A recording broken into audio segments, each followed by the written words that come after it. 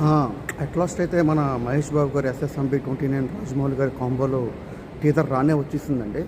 చాలామంది డౌట్స్ పడుతున్నారు. ఇదేంటి ఇలాగుంది మూవీ అని. చూడండి, అది జస్ట్ ట్రైలర్ కూడా కాదు. జస్ట్ టీజర్ మాత్రమే. హింట్ మాత్రమే ఇచ్చారనమాట.